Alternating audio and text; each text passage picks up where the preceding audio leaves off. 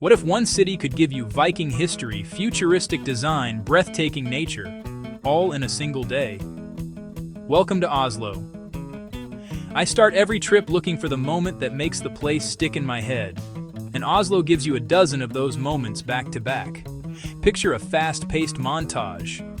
Glassy fjord reflections, a skyline waking at golden hour, the green sweep of forests, a flicker of northern lights, the clean angles of modern architecture. This city feels like a perfectly edited sequence, old boats beside new galleries. I walk into Mathallen, and the first thing that hits me is sound. Chatter, clinking plates, a vendor yelling about fresh bread. The smells are layered. Buttery pastries, smoked fish, warm, yeasty bread, and it all feels very Oslo. Local, precise, unpretentious.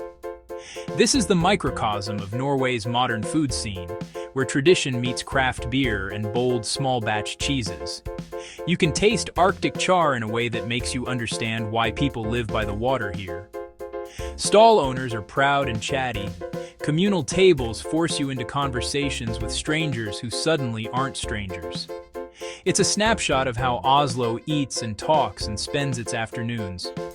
If you want my insider hack, come late afternoon. Happy hour deals, smaller queues, and a mellow light that makes the hall golden. Find a seat, order a few dishes, and let the rhythm of the place set your pace. Grünerløkka is the part of Oslo that feels like a continual discovery. Streets here are painted with murals, cafes spill onto sidewalks, vintage shops hide under fluorescent signs. I can spend an afternoon weaving through alleys and come out with a record and a coffee and a story from a chatty barista. This is the city's creative hipster heart. Balconies overflowing with plants, bike lanes that hum with activity, tiny design stores where everything feels curated. It's casual but purposeful. Every corner seems to have been arranged by someone who cares about aesthetics and comfort. My favorite way to explore is on foot or by bike. You'll find rooftop bars peeking behind facades and record stores that smell like vinyl and dust. The energy here is tactile. Art you can touch, coffee you can taste, music you can bring home. Pro tip, wander the side streets intentionally. That's where you find the bars with the best sunsets and the shops that don't make you feel like a tourist. Akerbrygge and Tjuvholmen show you how design and dining can be a performance. The boardwalk is full of people, laughter, and the smell of frying seafood. It's buoyant, sunlit, and effortlessly stylish. On one side, you have modern galleries and sculptures. On the other, ferries slicing the water into glitter. This is where you go if you want fresh seafood, clean Scandinavian architecture, and that specific light that makes the fjord look cinematic. Walk, sit, and watch the world skate by. Designers, office workers, families, tourists with wide eyes. Come in the evening and the place changes. Street performers set up, lights pop on, and you get sunset views across to the islands. Grab a shrimp roll and stand by the rail. It's comfort food with a view. Local note, Tjuvholmen's galleries are small but smart. If you time it right, you can catch an opening or a pop-up exhibit right after dinner. If you want perspective, get on the water, you know. A fjord cruise or a kayak trip takes you past wooden boathouses, smooth rocks, and the city you thought you knew recedes into islands and open sky. It's one of those experiences where you understand why Oslo is built where it is. The water shapes everything. On a small boat operator's tour, you feel the salt and wind.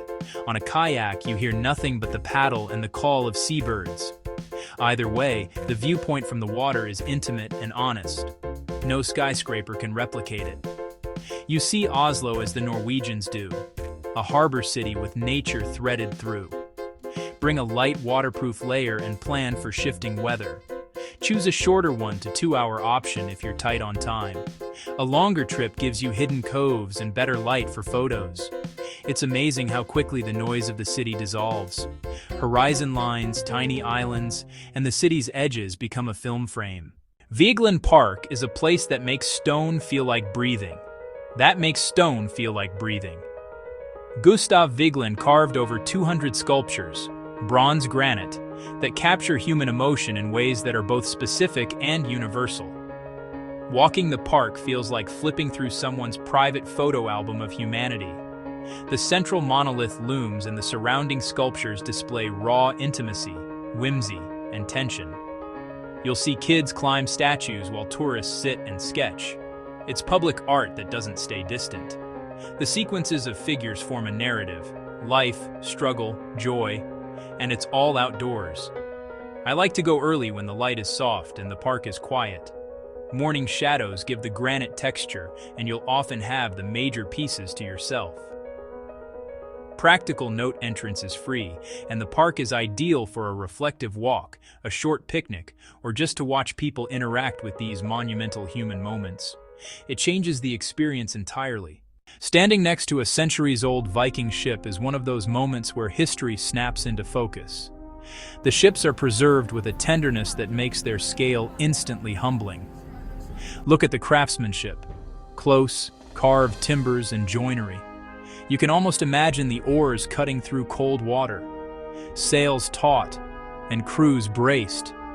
The museum stitches artifacts together so you get context: tools, clothing, rune stones.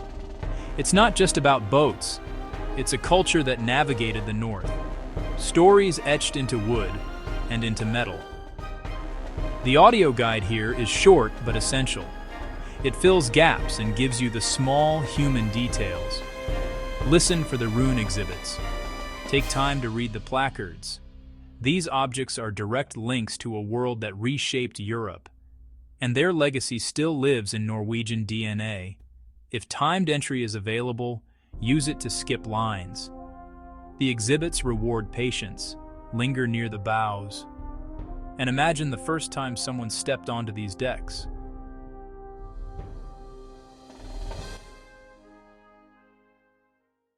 Akershus Fortress sits like a storybook on the harbor edge, with stone battlements and a history layered into every brick.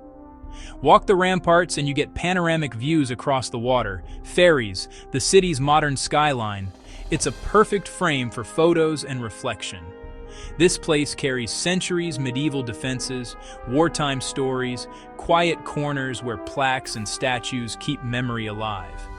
It's one of those sites where the landscape and history combine, offering both context and perspective. I recommend joining one of the guided walks. The guides know the hidden nooks and the human stories that aren't on the official signs, those bits that make the site breathe. Sunset here is a different kind of magic. The harbor glows and the stones warm. There's a small ferry nearby that ties the fortress into a water-based loop. Use it to move between neighborhoods and keep the rhythm of your day fluid.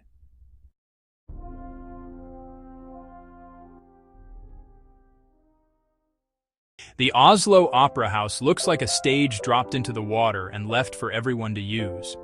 Its white marble plains invite people to walk on the roof, and they do. Locals, tourists, kids with scooters, it's public architecture that's intentionally democratic. The building is both performance space and public square. Inside you might catch a rehearsal. Outside you can climb the angled roof for skyline shots that feel editorial and cinematic. It's a design statement that also functions as a city living room. I always recommend climbing the roof at midday for sharp shadows, or, just before sunset for long, soft light. Pro tip: book tickets in advance if you want a show, but the best performances are often the everyday ones, people using the space, meeting, taking photos, and making it theirs. Holmenkollen is where adrenaline and history converge. The jump soars above the tree line. Looking down from the top is a visceral, gut-check view of Oslo and the fjord. It's a symbol of Norway's ski culture and an architectural dare above the city. The ski museum below is hands-on exhibits, vintage skis, a simulation that gives you a taste of launching off a jump. It's playful, proud, and surprisingly human. You leave understanding Norway's love affair with snow and speed. I always take the lift to the top for the full-effect panoramic vistas that reframe the city in a long, sweeping line. It's worth the small investment in time just to feel the scale and the wind. Note that Holmenkollen is a year-round attraction. In summer you get green hills and hikers. In winter you get the stark, dramatic landscape that makes the jump's silhouette unforgettable. Beat. Bygdøy is my number one because it packs so much into a single peninsula. Polar ships, kon-tiki rafts, leafy trails, and quiet beaches where you can close a day with a picnic. It's a compact micro-adventure that feels like a menu of Norway's best stories. Start with the Fram Museum. You'll stand beside the real polar ship that went to the ice. The kon-tiki raft next door makes you rethink what expedition can be. Then rent a bike and follow the shoreline. You'll find sandy coves and tiny trails with sudden views. Take the short ferry from Aker Brygge to get there. It's a 20 to 30-minute crossing that sets the tone. Spend the golden hour on the shore, and you'll understand why Norwegians treat their coastline like a backyard. Inside or move. Time a museum visit so you finish as the light hits the water.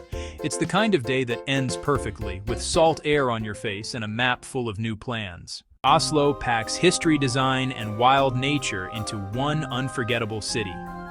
After a day moving between food halls, fjords, sculpture parks, ski jumps, you realize this place is curated by nature and human hands at once. I love that you can have a Viking ship in the morning, architectural climbs at midday, and a seaside picnic by golden hour. Which of these would you try first? Tell me the one that pulls on you. The food hall, the opera roof, or the quiet beaches of Bygdøy, and I'll come back with a route that stitches them into a perfect day. Be curious.